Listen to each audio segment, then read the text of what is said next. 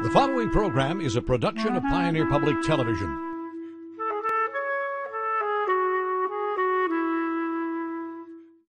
Major support for Compass is provided by the ongoing support of the Leo P. Flynn Estate of Millbank, South Dakota. Additional support is provided by the Southwest Minnesota Private Industry Council, promoting Southwest Minnesota as a place rich with opportunity. Come for the jobs, stay for the lifestyle. More information at swmnpic.org.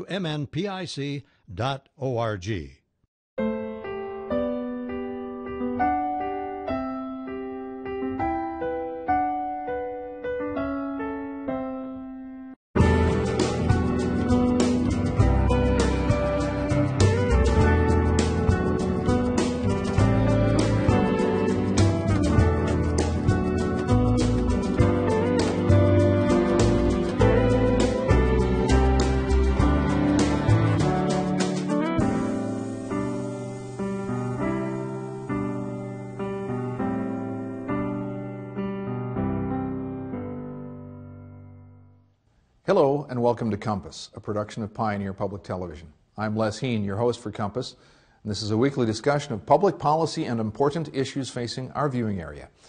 This week we will discuss how curling has become a favorite pastime in our frigid north and how amateur sports leagues in our region are growing.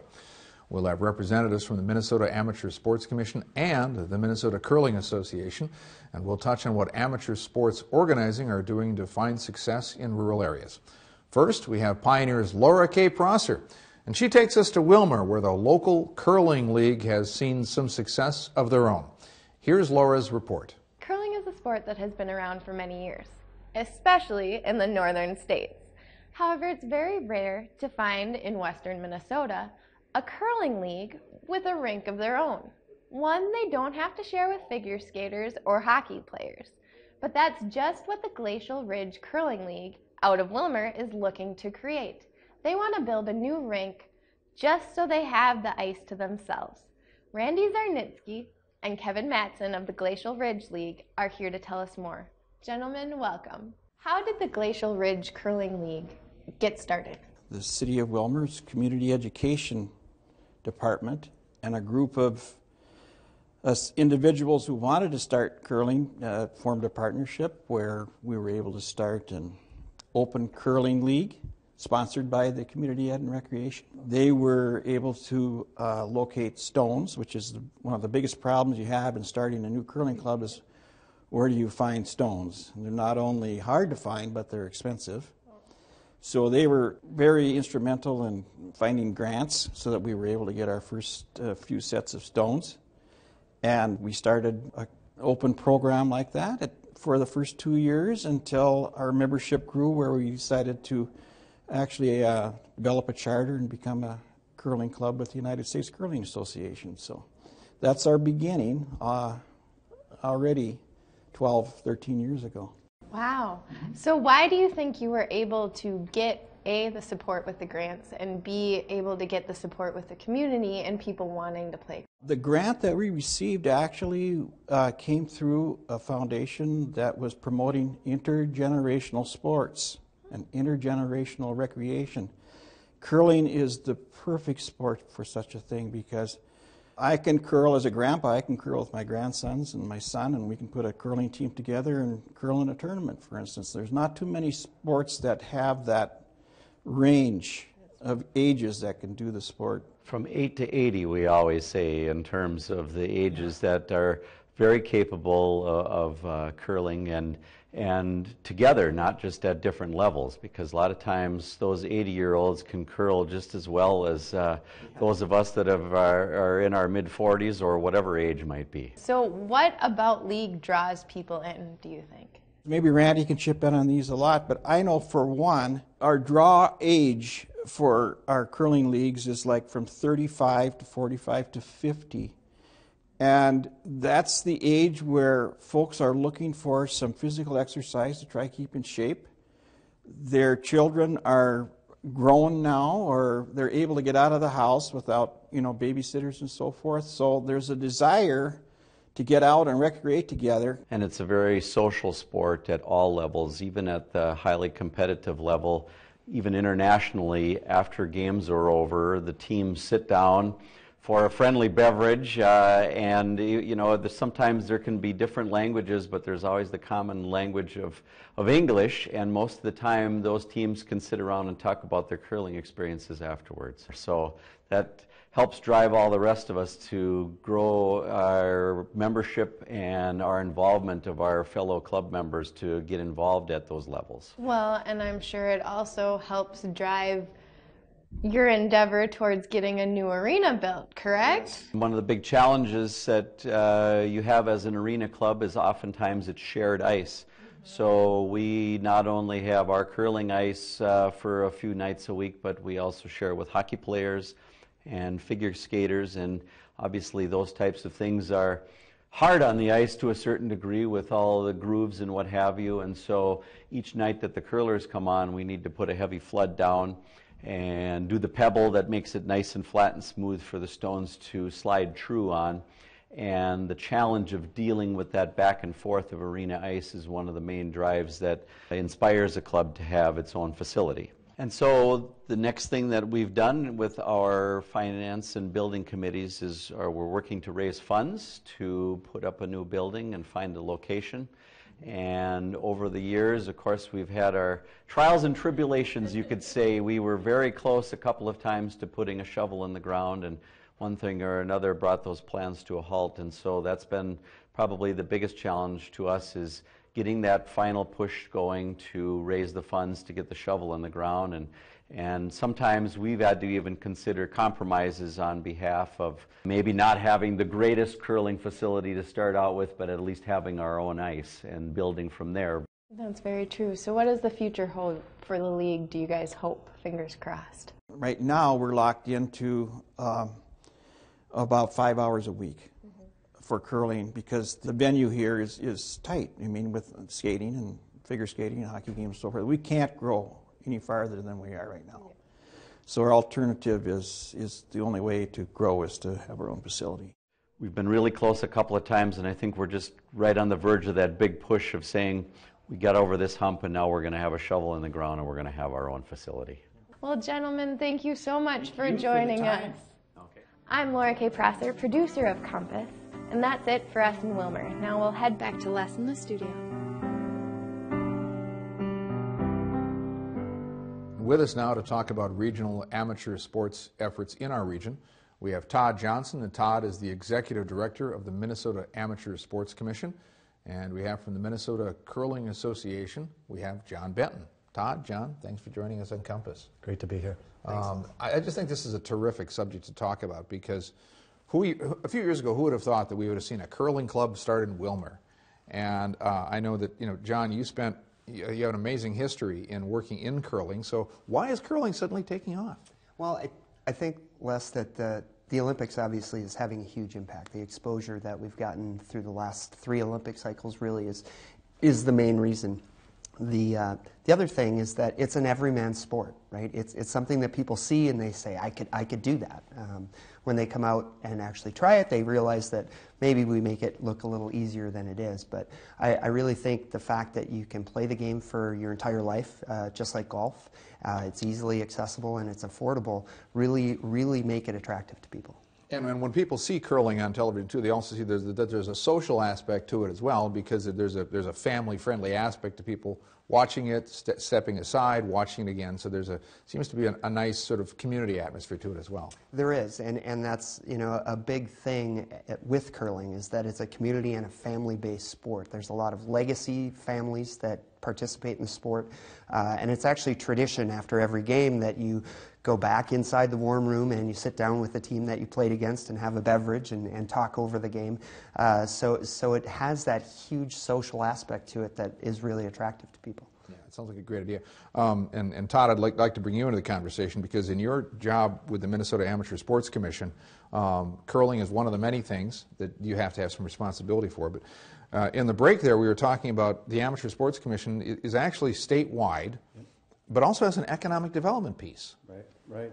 Well, thank you, first of all, for being here, and this is a great opportunity. Not only am I running the Minnesota Amateur Sports Commission, I'm a ranger, so I grew up with my parents curling in the Hibbing Curling Club, But then my father moved out here and was a school superintendent in Dawson. And believe me, when we moved from the Iron Range to here, I'm sure he would have liked to continue his curling game, which they looked at as sort of bowling. I mean, they loved it. It was something my mom and dad did together. Clearly not competitive as our friend here at the table. But the Minnesota Sports Commission really was the vision of Governor Rudy Perpich in 1987, and what he saw was the opportunity to use sport as an economic development tool. And at that time, he started putting together ways to do the infrastructure to make a bid for the 1996 Olympics. And most people don't realize, but Minnesota missed out by 3 votes to Atlanta for those games. So that is what I oversee as well up in Blaine, as some of those buildings that were constructed at the time for that purpose. But the real mission is to give Minnesotans opportunity for sport, but also to create economic development.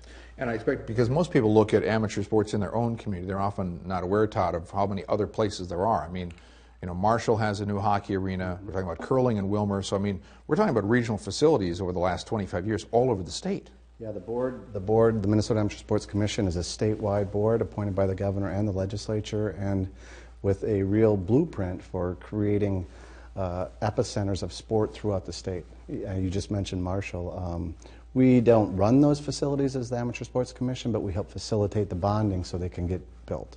And I suppose what you've seen in your sport, John, is as people get together and they go to tournaments, wherever they go, they're spending money, of course, on hotels and meals and activities.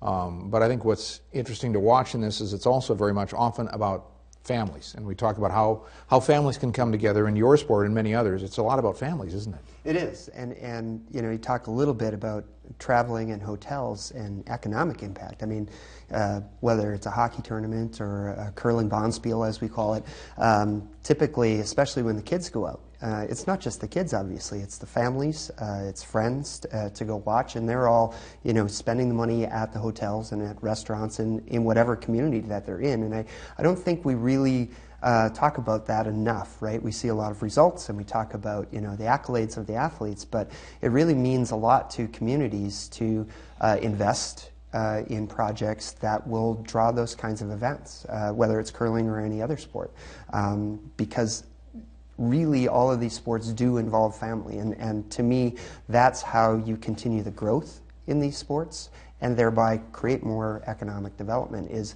keeping families involved and creating those legacy groups to continue. And no matter where I go in the world, the sport of curling is really the same. It does have that social aspect and really does have that family feel to it. You know, you'll very often see parents bringing their kids in to try the sport when they're 4 or 5 years old. And the neat thing, just to talk about curling for a second, and what I see great in curling, especially for kids, is that unlike any other sport, when you put kids out on the ice to curl, they're out on the ice for 2 hours without any coach interaction. So that those social skills that they need to build to relate to their peers and other people, they really get an opportunity to do that without any sort of intervention whatsoever. So it's a fun thing to watch within our sport, and I've been a great benefactor of that. Sure.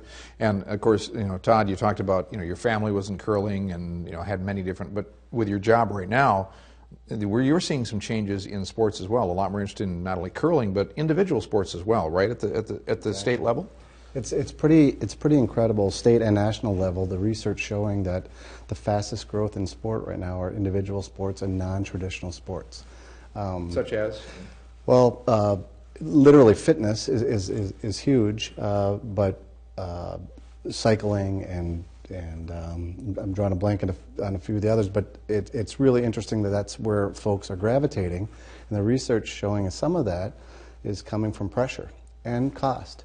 So where there are activities and opportunities to participate in sport, I think what would be a nice analogy with what's going on is the growth in skeet and trap shooting, and it's probably flourishing out here, and near the refuge, and where I spent some time up there. Or high school shooting, trap shooting teams. It's really taken off. We at the Sports Center were a founding member of the First Tee program for golf. Most people don't realize that we actually have a golf course at Blaine. It's the only PGA Tour designed public course in the state, but it is unique in that it has 6 tee boxes. So you can play with your son or daughter or grandchild they play at 2,000 and you play at, if you play the tips, you play from 7,000, or if you're me, you back it up a little bit to 5,000, and it becomes a wonderful sport. And we had 10,000 youth rounds of golf last year. And what we try to do is to complement that with team sport. So I think, we've talked with the curling club just down the street. You can discuss a little bit. It's just astounding, the growth in this sport. I think the club membership between Eden Prairie, and I know I live in St. Paul, and right down on Selby Avenue is one of the largest curling clubs in America.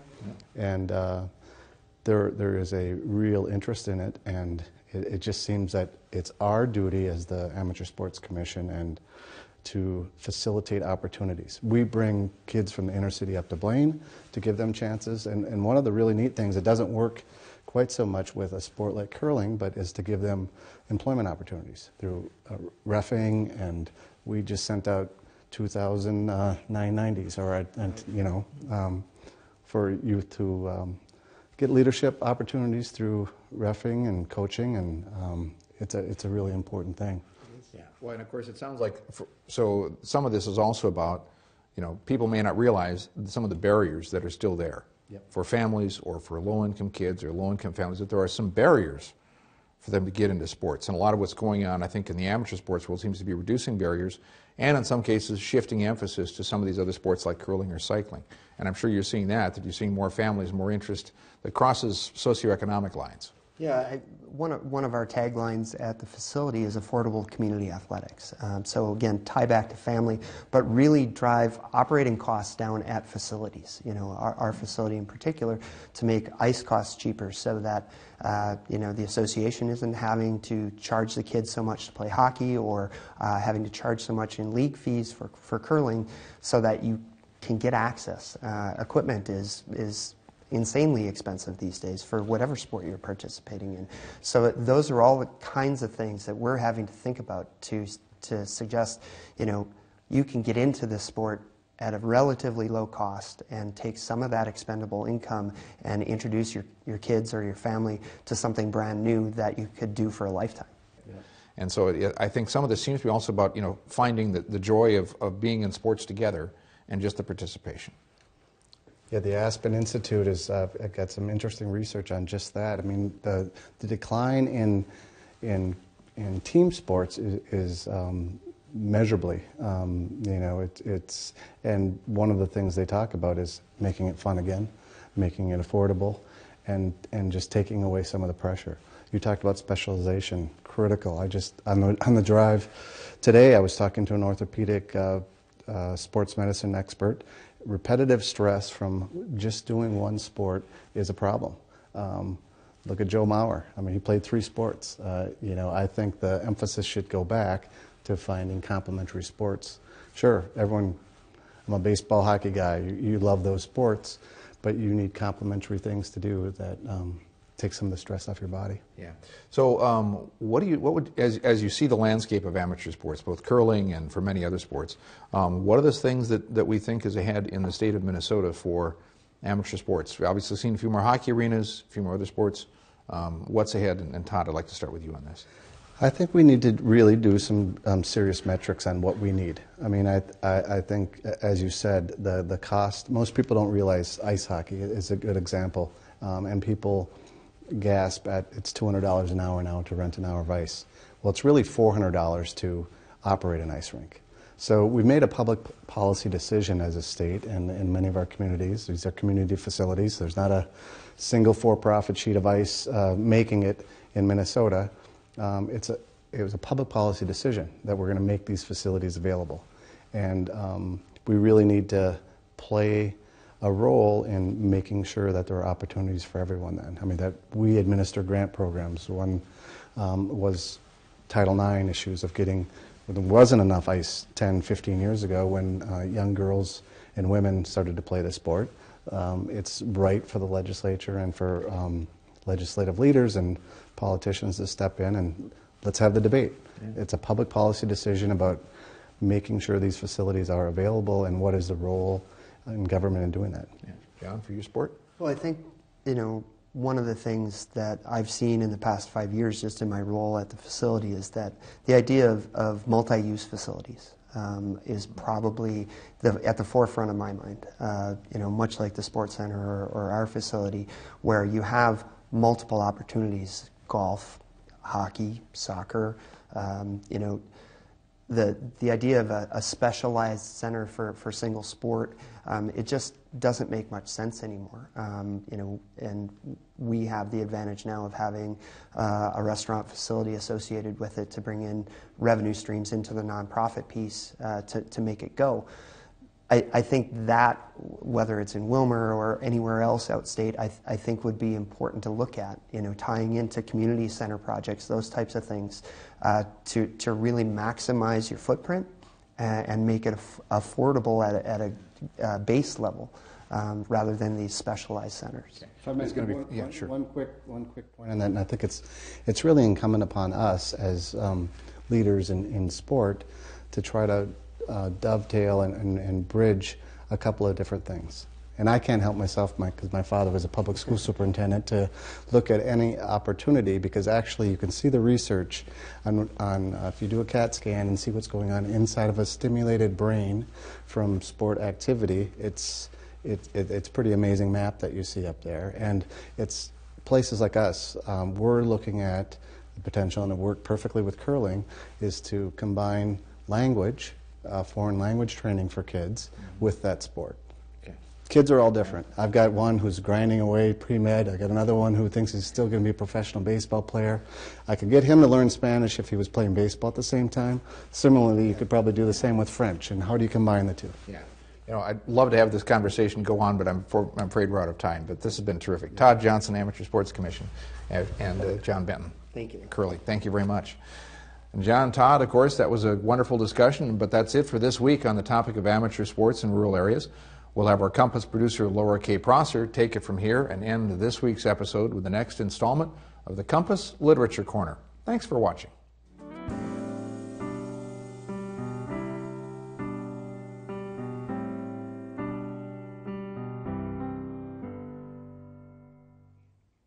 As part of the new segment to the show called the Compass Literature Corner, we will be talking to local authors and writers who have had an impact on this region, or whom this region has had an impact on. Today we have a man who has taken the idea of the books Chicken Soup for the Soul and brought it more local in his collection of stories written by pastors, neighbors, and friends. Ladies and gentlemen, I'm proud to say that today's guest is Olivia native Don Orth. Don, welcome. Thank you. Nice to be here. So Don, why don't you tell me a little bit about what inspired you to take all these stories written by people you know, and some of them I'm sure you didn't know, and put them into a book together? Well, it evolved over time. In the beginning, I started about 10 years ago, and in the beginning, I was just a poet, or at least I thought of myself that way. So I wrote poetry, but I had a lot of poems with no place to go. So we found a way to put that into a book, and that became the first book. Then the second one, the first one was so much fun, we decided to try another one. There's three of us involved in this, the graphic designer and then the guy who does the drawings. But we decided to try another one with a little different slant, and that was turning jokes into poems. And they all include pictures of the people that we write about. So then after that, people were talking to us and asked us if there could be a place where they could put their stories into book form. So that became the third book, was Stories and Friends that had stories to tell, and we provided them with a place to get their stories published. And then after that, we started to do a theme-based, books based on themes.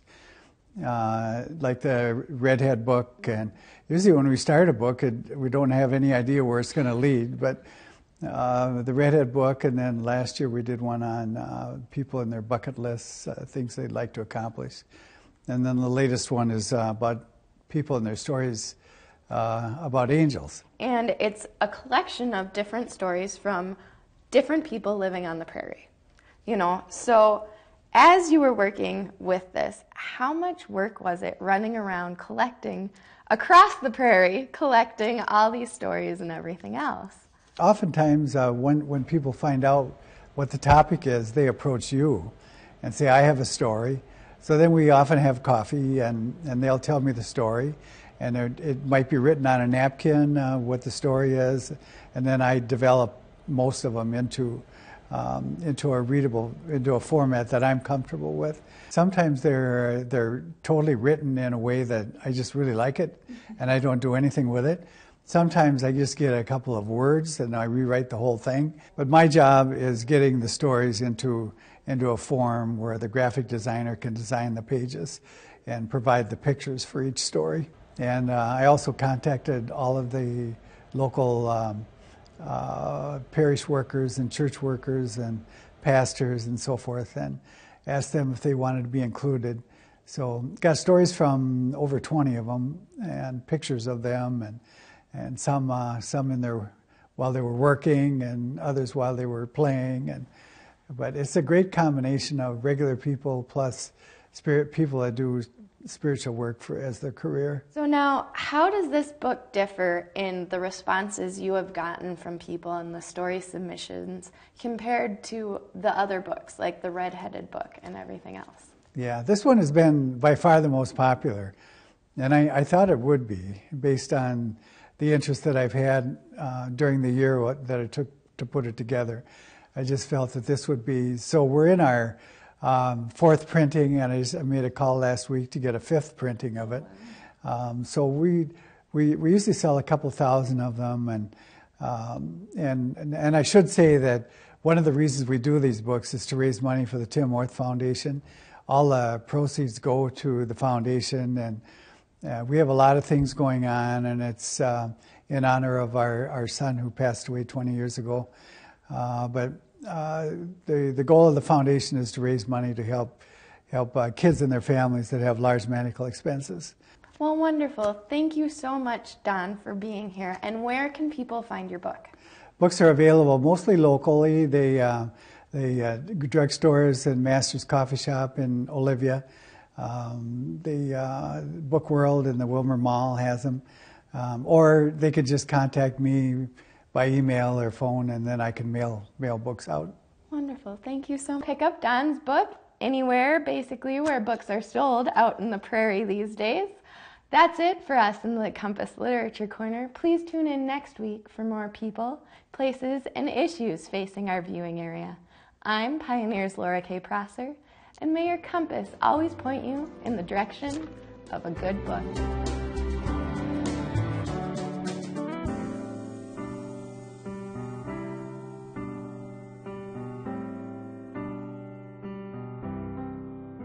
Major support for Compass is provided by the ongoing support of the Leo P. Flynn Estate of Millbank, South Dakota. Additional support is provided by the Southwest Minnesota Private Industry Council, promoting Southwest Minnesota as a place rich with opportunity. Come for the jobs, stay for the lifestyle. More information at swmnpic.org.